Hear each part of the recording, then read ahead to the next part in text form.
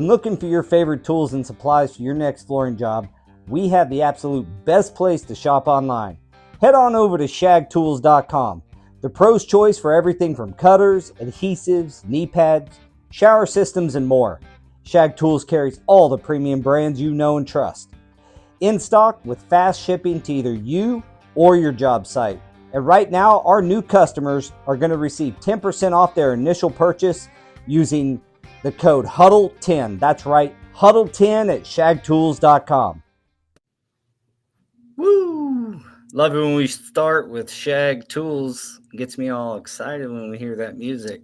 I know. Well, that's a quick word from one of our sponsors, Shag Tools. Go give them some love today, guys. Show support for the Huddle by doing so. And remember, HUDDLE10. That's your promo code to get 10% off your next purchase. So give them some love. Shagtools.com. What's up, fellas? Hi, brothers. Can you guys hear me okay? We can hear you fine. Want to welcome everybody back and remind you we are your weekly playbook to keep forward progress going in your career. Simply put, we're here to help you win. Today's episode, number 10 of the Blue Collar Cruise. So these are the episodes where we kind of scour the interwebs to find relevant and interesting topics in the world of construction. We share them with you guys, kind of try to get some feedback and interaction going, and, give our opinions for whatever they're worth. So just a couple cents. Yeah, just a couple cents. That's about all I got anyhow. Jose's on the road. Daniel's in studio. I missed you guys last week. Tell me how it went. Yeah, but Tell you me were how you doing guys... some awesome fishing and stuff like that. Yeah. I went to far northern Saskatchewan, and a buddy of mine has a lodge up there that is just one of a kind. If you ever get a chance to go, it's Ena Lake Lodge. And it's pretty special. Very remote and nice to get away for a little bit. I thank you guys for everything you do and covering everything and being so awesome. Yeah, I heard that I can quit now, so that's good news. No, it was nice having Sonny and Scott on last week, even though you couldn't make it. Still had some good conversation, and I mean, we covered a lot of ground last week just on kind of what's going on over there, the changes, and then what Scott's going on with just the school that he has, which sounds like it's doing amazing, and we need to keep it that way. Got to keep on training these people. Yeah, it sounded like from some previous conversations he was doing quite a bit of training. At the time, I think it was more focused on the inspector stuff, but I would imagine with the new stuff that he is probably in his new role going to be doing maybe a little bit more. Yeah. So, yeah, that's pretty exciting. What up, Jorge? All right, guys. So today, like I said, is the 10th episode, the 10th. So that's 10 months. We do one of these episodes a month. So this is our 10th month of doing the Blue Collar Cruise. What I really would like to ask of the audience is if you like the stuff we're finding, there's literally thousands and thousands of episodes or articles on the internet about construction, and so we try to find the ones that are kind of cool to talk about. However, if you give us some suggestions, we can get on finding more episodes that focus on one aspect that you'd like to hear more of than another, or whatever. Today's is going to be pretty wide variety, so that's why I bring this up ahead of time. Is if one of these resonate more with you than another, or the type of content, please reach out, let us know. That being said, let's Let's see, which one do we want to jump on? I'm gonna be pulling over here in You a know, second so I can open up that those articles too. Go come with it with you yeah. guys. Don't want to do it when I'm So driving. I'll be honest. I'm a little scared to do that. yeah, let's not do that because we're going to start off with a safety article. So, we can't have you, Of course. doing something unsafe during a safety article. So what this article is talking, it starts with the question. It says, can safer job sites improve mental health in the construction field? I think that's a little bit of a deep subject, but the summary of this is essentially goes as follows. We rank second in the U.S. Industries for suicide rates. So second, construction is. And it accounts for 1 in 5 workplace fatalities. The article highlights how improved site safety through site-specific plans, smart PPE, reliable communication, financial protections probably, and regular inspections can reduce anxiety, stress, and long-term psychological strain on workers. Emphasizing safety is not only prevents accidents, but also positively impacts the mental health by building trust and clarity for laborers. What do you guys got on this? I'm calling BS. I'm sorry. I think that, there's a lot of things, but workplace, I've been around a lot of guys that are, in my career that are having difficult times or difficult situations in their lives. And I have yet to have one be like, man, that the work site is just so unsafe. I'm just full of anxiety and full of like stress because they don't have cones in the proper place. I guess it might be, what role are you playing in that project site, right? Then are you in a role where there's some unsafe circumstances and you're having to address them and you're just waiting for something to go bad? Maybe I'm just naive, dude, and there's tons of people out there like, I know that you're going to be hanging off the side of a 7-story building putting up this tile without a harness, but we need you to do it. I don't see that. Yeah. What I see affects people in our trades mental health the most is financial and relationships. We drive them hard. Yeah. And people travel a lot because when, at least in the commercial world, if you get to a certain size and you're almost start to outgrow your area, or and that may not always be the case, but if you start to outgrow your area, you kind of travel around to continue your growth. You grow geographically. Another thing is sometimes you'll just impress an owner or a general contractor so much they want you to travel with them, but that means your people have to travel. And I find that, along with, causes the family strain, as well as the long work hours in general that a lot of times the construction trades have to do. They have to put in, and it's not only, I don't want to portray it as though they have to do it to make a living. That's not the case. Most of them make a pretty damn good living. But it's just the demands of the workforce. We have so few people for the amount of work that needs to be done that the people that are there get, put in a fair amount of hours, and that's hours away from family and them financial stresses, which we've had financial episodes on here before. But those are the two big things I see. I don't know. I want to get your guys' opinion, but I don't see people, coming up to me like, man, I'm super stressed about the job site conditions. Right. First, Rollins says, are they counting on how many times we want to kill the other trades? I love it. Thank you for that comment, Rollin.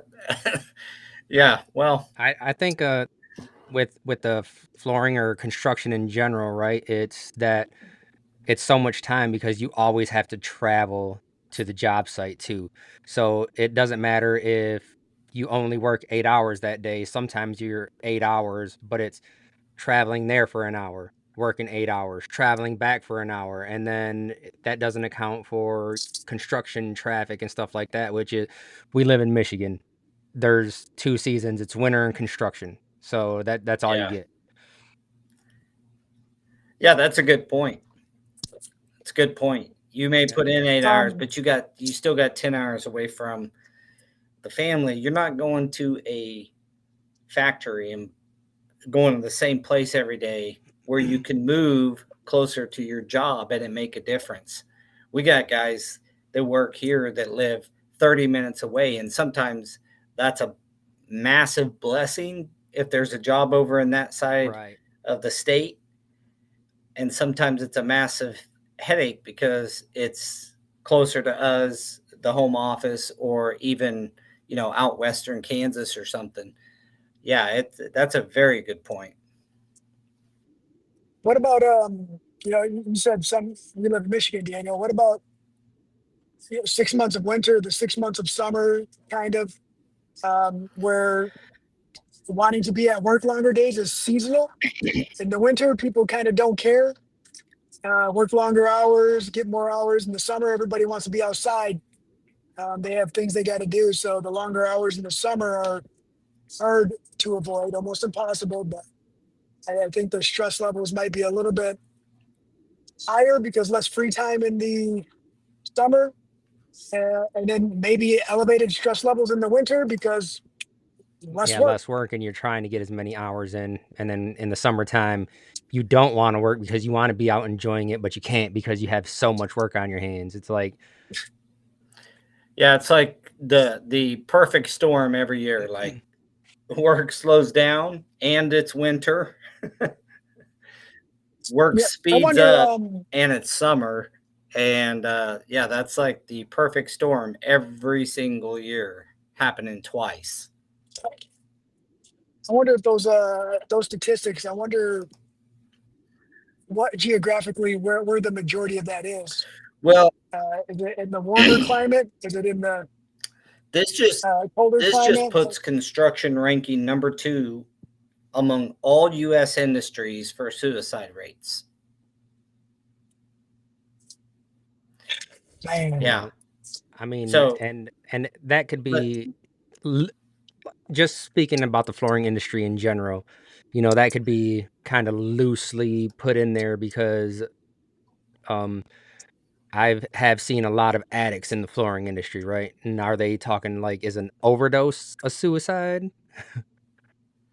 well, probably not an accidental overdose, but I mean, a lot of times, and I speak as a family member uh, to a major addict, and a lot of times it drives you into a deep dark place where that seems like the best The option, which only option. obviously it never is. And we've had mental health episodes on here before where we encourage you to reach out to a friend. Hell, call us if nothing else. Call a stranger. If you just watch this show, call us and reach out.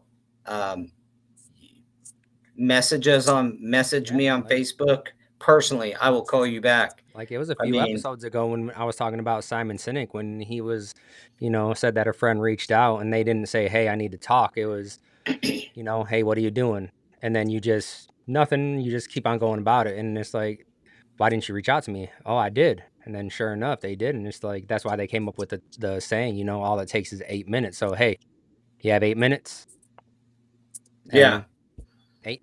yeah, that's and when it's someone you care about, you love, and you talk with all the time, right? It might be a little bit easier to pick up on some of that, but I think it's anyone who's in a situation like that where they just need someone to talk to. It's going to be hard to say, exactly what the issue is. Well, and it's hard to reach out to people because you also I suspect, and you know, uh, reading into some of the things that I've experienced, a lot of times they're ashamed, and reaching out to the ones you loved when you feel so ashamed um, is like, it's really hard to pick up the phone. So call somebody though.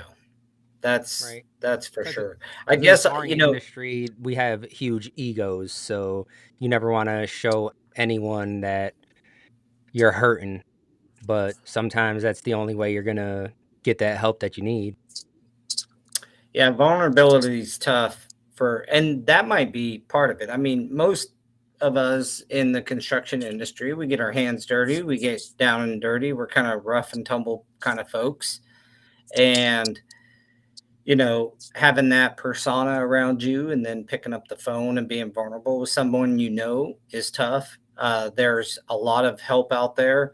BetterHelp is one I know of. Now, we're not sponsored by BetterHelp, so uh, I'm not endorsing them or anything. I don't use their product. I just hear them talked about a lot on other podcasts that I respect those podcasters. So, um, but I can tell you, talking to somebody's better than talking to nobody. So, I guess at the end of the day, with this article, though, what do you think of the perspective that it's an unsafe work environment that's causing this? That's kind of how this is posed, is that, you know, emph- just to read this one part one more time, it says emphasizing safety not only prevents accidents, but also positively impacts mental health by building trust and clarity for laborers. And earlier on in the article, it talks about how, you know, like PPE and site specific plans um, reduce anxiety and stress. Now, if you're on a super unsafe work site, people are dropping shit everywhere, and you don't have your company doesn't, you don't have a hard hat, and like, I would understand that, but most general contractors, and maybe this is, maybe I need to change my view here, and this is more in that builder, because I look at like residential building as more of like the Wild Wild West. You know what I'm saying? Like, it's way So different, man. We've done one project like that where it was a big housing unit, like duplexes, and dude, it is unsafe. Like, but they're in a hurry. well, just like there, guys, roofers are They're climbing in a up on hurry. roofs with no protection at all, and they're just jumping from one spot to the other, and there's no hard hats or safety glasses to be found. It's not even that. It's like some of these big retail places too, where we get some out of state contractors that get the contracts, and then we're on site, and that's what you do. You're looking at someone, you're like, they're over there on a scaffold with a ladder on the scaffold, not tied off, and it's like, That's like 10 different OSHA violations. yeah, That's how you get those memes about why women live longer. Yeah. yeah, and it's even the You know women on the what? job sites. You never see I'll them go, doing stuff like that. They're always by the book. They're much smarter than we and are. it's always someone who physically shouldn't be trying that too, right? Like me. Um, you know what? I want to add to what you're saying on there. I personally never felt unsafe on a job site because of safety.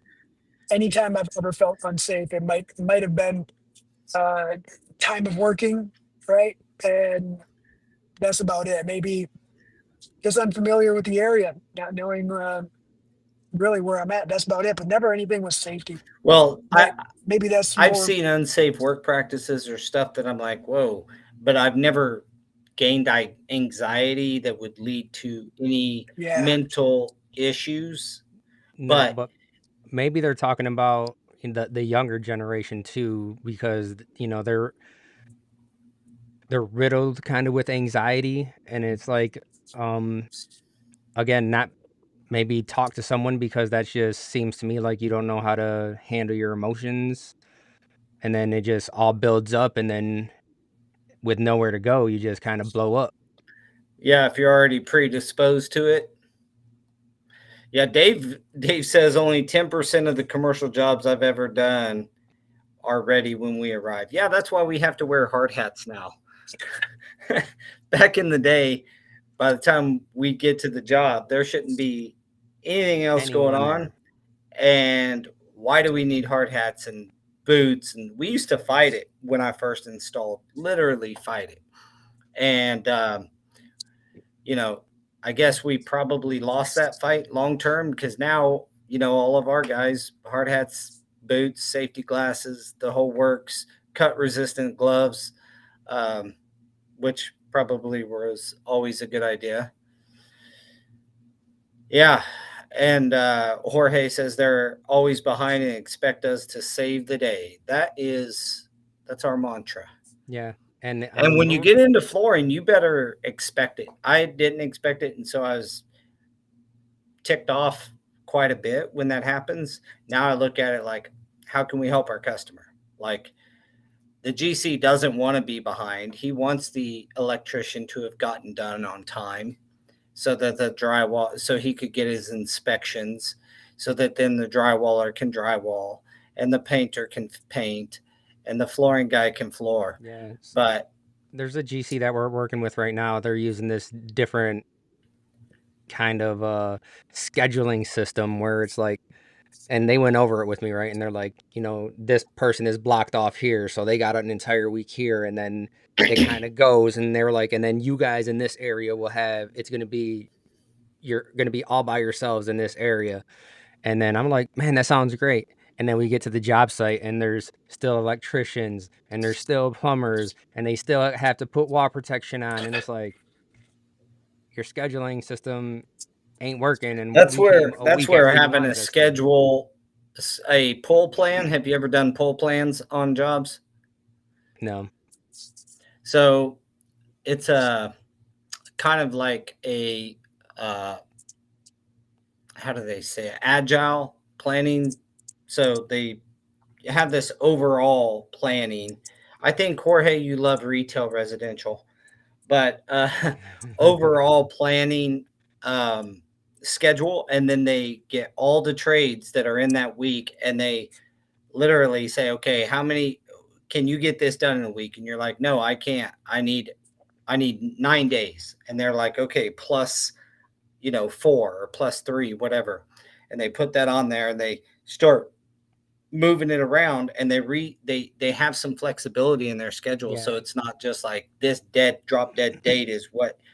And so there's a lot of pull planning. In fact, like on Chick-fil-A, the corporate requires the GC to do pull planning, or highly recommends it, let me say. Yeah, and the GCs that we've been working with have been doing something like that, right? They'll have, weekly meetings, and it's like, where are you at? Are you behind? Are you on schedule? How much more time you need? And then everyone's sitting there, so you're like, yeah, you guys can't get in there until, I'm done, so I'm going to need an additional 2 days. Mm-hmm. Yeah, some flexibility in the schedule, I think, is what that brings. But Dave also said, I got to bring this up, night work in the inner city. I got a story of going to Jersey to do a church about 15 years ago. And it was on 9th and Orange. So anybody who lives in Jersey, comment. But I remember it like it was yesterday. 9th and Orange, and it was like Dave Chappelle comedy scene about a crack, someone, when he was little in DC, baby trying to sell you crack. Yeah. It was just like that, dude. It was little baby on the corner.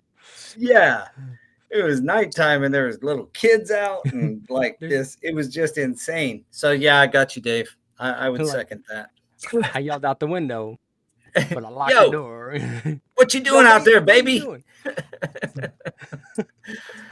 If you haven't watched Dave Chappelle, you have to. Yeah, watch that bit. So yeah, I guess there's probably some that can be done. My point is that it's probably further than just site safety that's causing it. And I wonder if they have any statistics that show that a safer workplace lowers the suicide rate.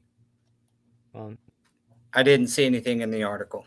So you talked about Gen Z, and so it leads right into our next. One more thing before we go to that, because I get emails from OSHA on a weekly basis just about employee deaths, and it's not just the construction industry, but it's crazy how many construction related deaths there are compared to everyone else.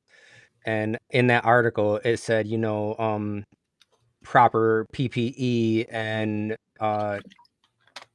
it says smart site clothing. And I talked to my epoxy guys about this too, because they use propane equipment, and it's like, he's like, yeah, we just went and bought the stuff so that way we don't, because the first death this year was inhalation from a concrete polisher using propane equipment in an enclosed area, and no one found him until the next day because he was to stay ahead. But yeah, it's a thing, man. Make sure you guys got some PPE going, and you're not putting yourself in these situations. Yeah, and to build on that a little bit, I'm 100% for it, and I understand we do a dangerous job, so we need to be safe. So yeah, I agree with you. I think PPE is important. I was just one of the things I was contemplating is, are unsafe work environments driving suicide rates? Or now construction deaths, it's well known. I mean, we have a dangerous job, and this construction is everything from the guy on a high line, putting new cabling on a suspension bridge, to the floor guys. So interesting stuff. So reaching Gen Z. This is a article out of Floor Covering Weekly, actually. And this talks about how it kind of gives some statistics about Gen Z's purchasing power and their home ownership. So to touch on some of that, there's like 70 million Gen Zers in the U.S. that have a combined expected purchasing power, spending power of $12.6 trillion by 2030. That means the Gen Zers are going to be reaching that age, that full population of having that amount of capital at their disposal. That's freaking crazy. That one stat kind of like, whoa, puts you on notice, right? Gen Zers are coming up, baby. 50 years. Can't hear you. I would also point out, yeah, you're breaking up pretty bad. I would also point out that over the oldest Gen Zers, only 3% of them own their home, which compared to 40% of their parents at the same age. So there's this theory that, and I think it's true, that Gen Z is the first generation to not be better off than their parents, that they'll actually be worse off financially than their parents. That's pretty crazy. It is. For the first time. Okay? Can you guys hear me now okay we can. now? Yep. So I guess for everybody, and maybe myself too, what classifies Gen Z? So between years? 97 and 2012. If they're born between 1997 and 2012, they are Gen Zers, and it is the largest generation in history, they say, making up approximately 26% of the world's population. Wow. So they're the spinoff from the baby boomers? Gen X and baby boomers. So the baby boomers who had children late and Gen Xers. I've got both of my children are born in that range, so they're the Gen Zers right there. Daniel's the a tweener, I backbones of think. this podcast. I think Daniel's a tweener, isn't he? No, I'm a millennial. Is that what it is? Okay. No, I'm a millennial.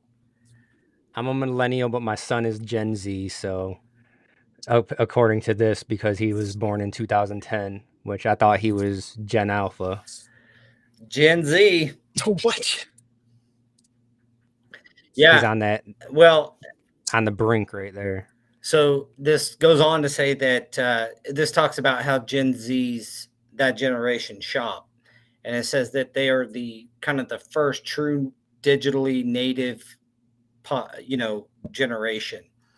So, and I think that proved that it did increase online, sales and shopping. But this says that they're increasingly wanting to get out and shop in stores, and that 2 out of 5 shopping mostly or entirely in store in 2025, compared to 1 in 3 in 2023. So, maybe it was COVID kind of aftermath, but people want, they want to get out and do some stuff in person as well. Like the influx of cheap Chinese goods that people were ordering and stuff like that, people stopped wanting to get that and then be like, well, I'm gonna look at the reviews and then I want to see this before I actually purchase it, because we've all gotten I got burned before. We've all gotten that little gadget off of Instagram that didn't quite fit that flashlight or something, that didn't quite do as well as the Instagram video short, made it sound like. Right. I mean, that thing broke quick. Jimmy says, why are Gen Z going to be worse off financially than their parents? There's a lot of theory. At least this is not in the article, or at least not that I've seen, but home prices increasing, inflation, and things of that nature. When only 3%, it's more of a statistic deriving that than it being data driven. So they're both data driven, but meaning it's a kind of a lagging indicator, meaning 3% in that generation own a home at that age. Let's call it 30, where Gen Zers at 30, only 3% of them own a home. So home ownership is one of those metrics that are greatly influence people's happiness, security, things of this nature.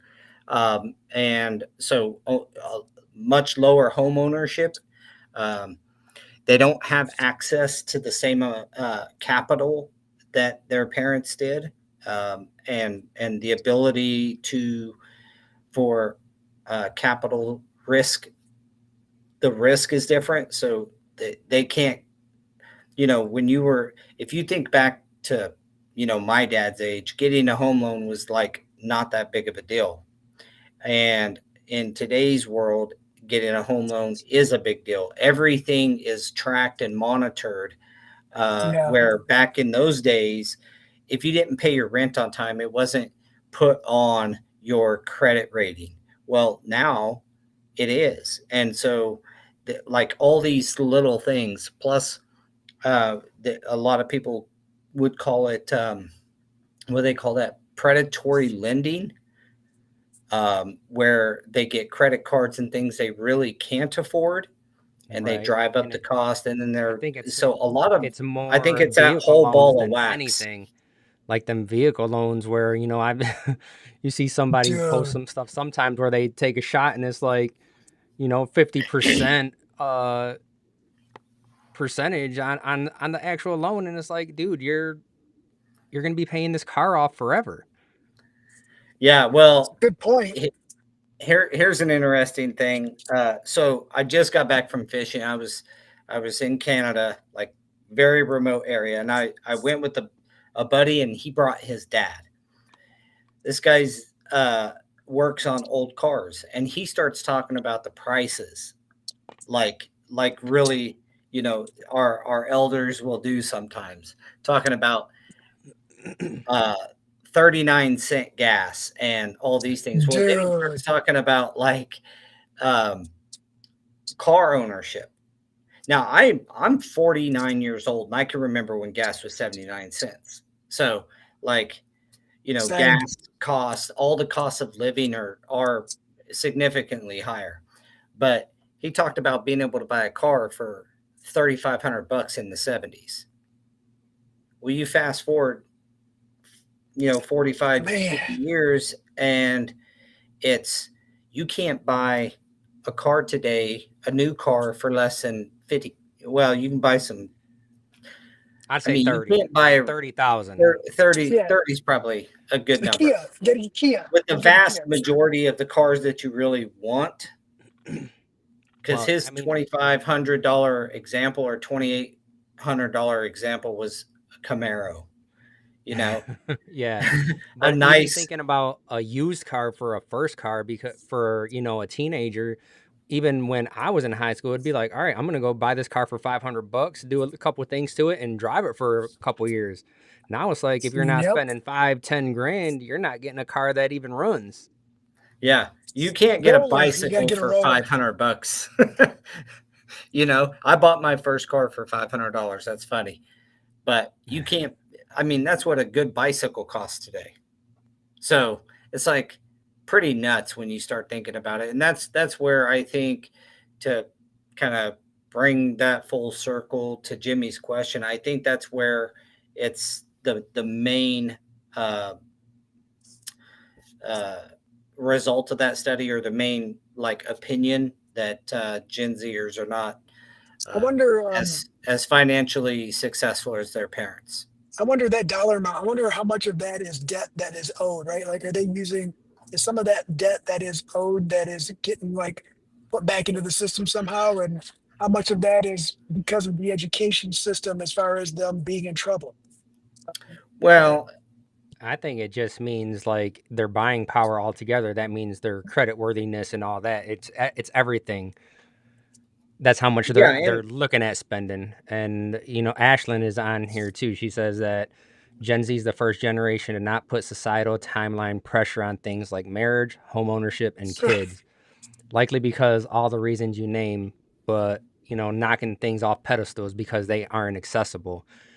And so I think sometimes they aren't accessible. Going back to the first thing we talked about, and they don't stay at jobs when they don't feel safe or they don't like something. So jumping from job to job also has kind of takes away from them being able to purchase a home, because these lenders are going to yeah. be like, dude, you haven't had a job that you've stayed at for more than 6 months. How am I going to trust you with this well, Jimmy loan? talked about getting on his soapbox. I'm going to jump on one for a second. I mean, the fact is that these things are the things that, as a human, you feel are biologically built into you for the one of the greatest human needs, security.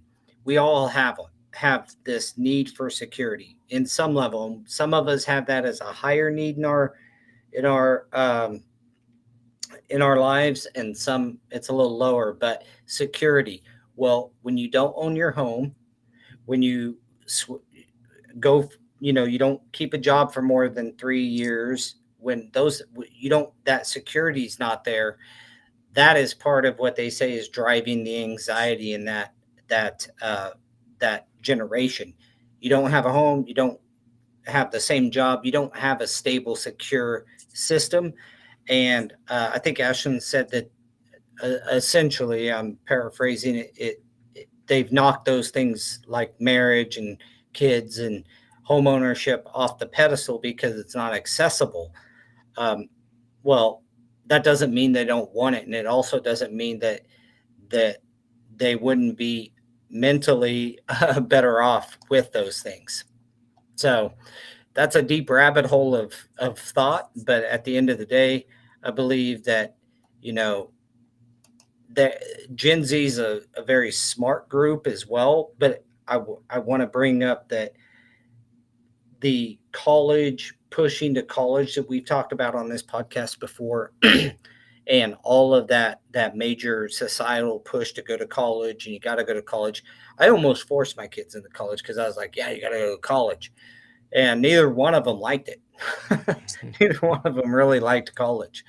But at the end of that, when you start to see when kids are going into debt, and I'm not saying this is the case for my children, but when kids go into, $100,000-$200,000 of debt for college, then this other stuff that, a $30,000 car, this, kind of loose spending, frivolous, is that the right word? Well, Spending is doesn't seem as bad, whereas their parents, pinched pennies. Now that may not be the best way to live either, so that's always up for debate. no, But and that I is just think in today with everything being based on subscriptions, subscription for this, subscription for that, and then you don't realize at the end of the month you got X amount of dollars in just subscription. Man, yeah, it I just hate eats into the budget. subscriptions. Yeah, everything's a subscription anymore. Well, sounds it good goes for on to say life. that they prioritize authenticity, trust, and sustainability as an identity. Uh, Brands that align with their personal values, they're more likely to earn their business. And Gen Zers also are more brand loyal. Where I think the article doesn't say this, but I think, I remember my dad, he didn't care what brand of car he drove or what brand of clothes he wore. It was all cost driven. Whereas Gen Zers are more brand driven. If they'll gravitate to the brands that stand for what they stand for. Yeah, I think my mom's the same way. It's whatever's going to be cheapest, is doing the same job. That's the one I'm getting. Yeah. Yeah, I think that's an It's, older person's way, boomers and Gen Xers. It goes on to say that these, driving the loyalty of these, driving these loyal but fickle, I like that word, fickle customers to a store or a brand is not easy. But if it's authentic, it will pay off. So, they purchase more, essentially purchase more off of an emotional attachment to the brand and what that brand stands for, more so than they do the cost. because of good marketing. Well, Yeah. that's what it is. It's social media. They see it on social media. I see it with my kids all the time. Hey, I seen this. I want this. I mean, that's what it's all about these days. Yeah. Yeah, Dad, can I enter into this raffle? It only costs $10. They're only letting 50,000 people in, but I can win $400. Can I buy 10 tickets? Like, Well, and they also have something we never really had to deal with, or certainly not as much, which is, online influencers. So this goes into some stats here. So Gen Z, sorry, department store shoppers, 20% shop in store but buy online, while 31% buy online and return in store. That's man, pretty I, interesting. I do both. Is that okay? Well, you're Gen Zer at heart, it looks like, because that's basically what that's saying is they shop in store, but then they go home and buy it online. Oh, I'll find it on Amazon kind of thing. Yeah. Well, But then there's 31% that buy online and return in store. So they go in store as well. They like the in-store experience, which I talked about it a little bit earlier. So 17% prefer to shop at retailers that are innovative. 26% use influencer recommendations. That's over 1/4 of all shopping by Gen Z is influenced by influencer recommendations. So that shows you why Kylie Jenner's a billionaire. Influence, man. It's crazy these days. And And you know, if you see somebody that you like and something, and they're like, look at this right here. Look, like, what's those little dumb furry things, fuzzy things that everybody is trying La to Boo get now? Boo. Because, yeah, whatever. Oh my God, dude. Like, my daughter grabbed one, and she's my daughter, my youngest, got braces. She put diamonds on all their teeth. She said, Dad, now it's got braces like me. I'm like, She ruined the La Boo Boo. like, They what is retail this for thing? They're so $30 and ugly. people are selling them for $95. Oh, we get ours for cheap. They're fake. They're not Oh Labubus, they're yeah, Labobos. yeah, that's my daughter had some and someone at school told her that one's not real. It's what do you call them? Labobo? No, I think it's a I don't know. I lafufu didn't or something like that. Lafu. Well, reaching on in and really kind of driving right down that same thing is the next article that says TikTok influencers raise awareness for the skilled trades. So this is kind of using, the skilled trades are starting. I wouldn't say starting. They're doing really well. You guys are one of them. They use TikTok and Instagram and Facebook really well and bring awareness to the skilled trades. Mike Rowe talks about this all the time. But this says while TikTok may be best associated with the latest dance crazes, the social platform has more than 1.5 billion monthly users and could boon in helping the construction industry find its next generation of skilled laborers. In fact, many in construction are using the platform to provide younger generation with the informative perspective on careers in the industry and using influencers to help with recruiting. So even this, like labor is being driven a bit by what influencers and in the construction world. So And Got to make it I think, attractive. well, I think a lot of it with that is they're like, well, they can be an influencer while doing this. I can be an influencer while doing this. And they don't understand how much work it takes to actually put the videos together, edit them, and then release yeah. them. And then by the time, they realize that, they're like, I don't want to do this anymore. So it's, I will Well, say it the says it's younger, inspiring many to consider the construction field as a viable and rewarding profession.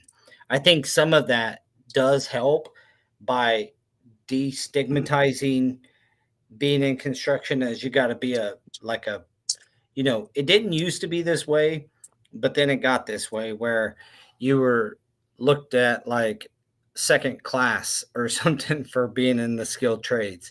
But many women, as well as the influencers, there's a lot. I mean, we all know there's a lot more women on construction sites these days than there used to be. yep, yeah. it's very much appreciated for sure. Attention to Amen. detail and just it evens everything out. I want to touch base on what you said, that back in the day it used to be viewed differently, right? And I do remember early on in my career, people would say, "What do you do for a living?" "Oh, I'm doing floors. I'm in construction." "Oh, you are?" "Yeah." "Like, what are you doing? You're a full-time student? Like, what are you doing, bro?" Like, um, and it was because I was always dirty, right? You're always dirty when you're in construction, depending on what you're doing, and that's what they took it at. They took it as face value, like that was your value, that was your worth. Now you show up a little bit dirty, and there people respect it a little bit more. Like, that's someone who understands what it takes to earn a living, and it's much appreciated for the change in the viewpoints. Yeah. Doyle Yeah, one says, popular TikToker who is a woman, Chelsea Fenton, is specifically states in the article that if you can make yourself relatable, you will attract people, she says. A lot of people really don't know that these are careers that you can do without being $100,000 in debt. My most successful video was just me talking about how much I made, how I bought a house at 27, and showing them the positives. Yeah. And Doyle hits it, the nail on the head right here. He says tradesmen today have to develop their own brand just like a business does, becoming Yes. more personal. And that's Amen. what it is about the influencers.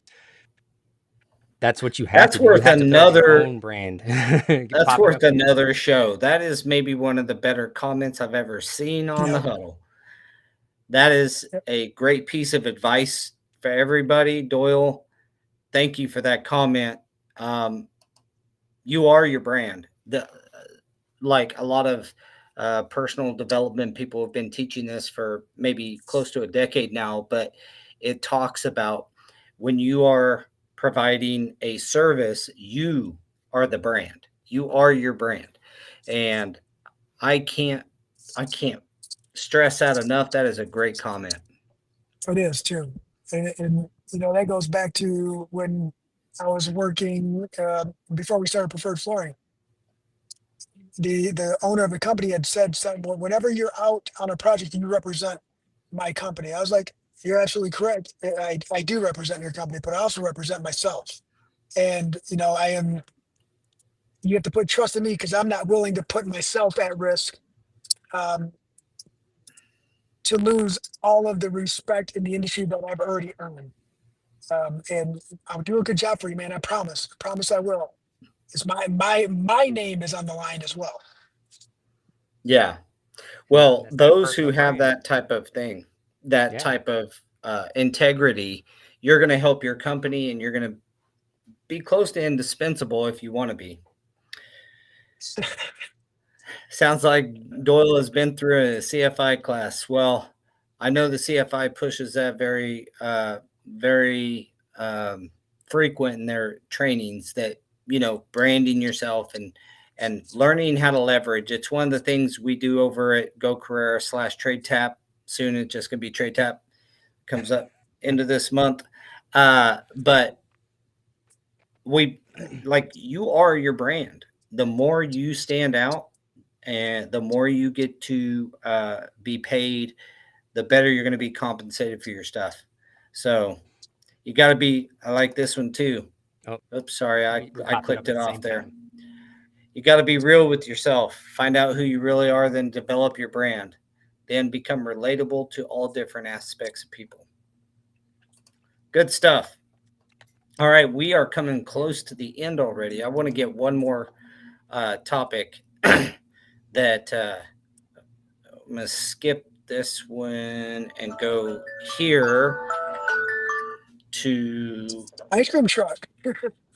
that. Yeah, that was my alarm reminding me to do my push-ups. Oh, Do you them. mean I see it. AKA take your glycerin pills? Yeah.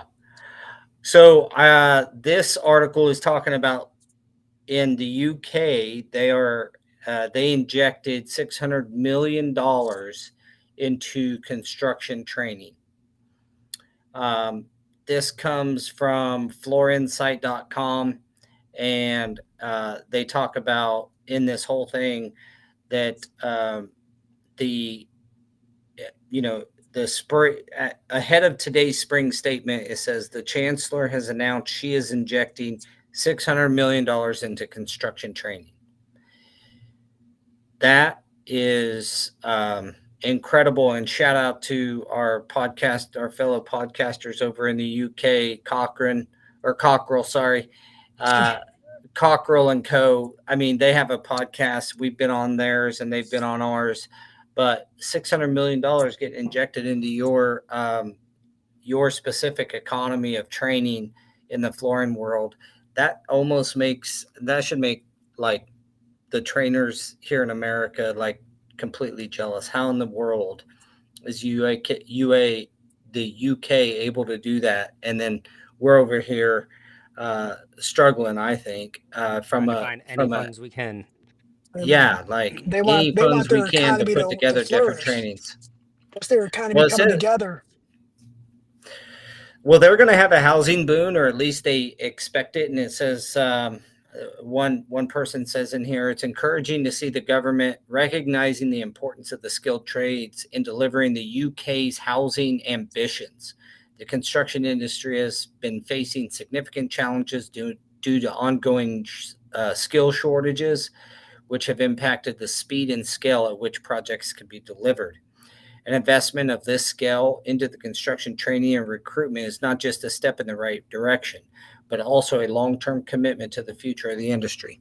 That's pretty freaking awesome. I thought I'd end the podcast with something like that like really shows Just you make us totally jealous, right? Like a little jealous, but probably make you also guys sad about not living in the UK.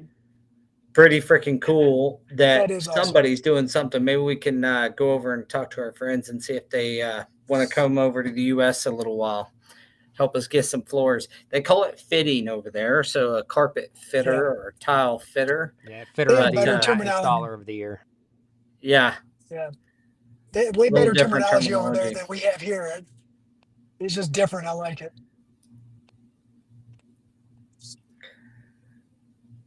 And we're just waiting until the U.S. comes and approaches us and is like, "Here's all this money for training. Let's do it." Yeah, We've been would hoarding be all this pretty money cool. from you guys. We'll give it back to you. This whole thing is that the way they look at it anyway, from the posturing of this article, is that it's equipping the next generation with the right tools, training, and opportunity to help address the critical gaps in the workforce. See, we all pushed almost in all of Western society for college degrees, and many of them people are going to the trades without the skill though.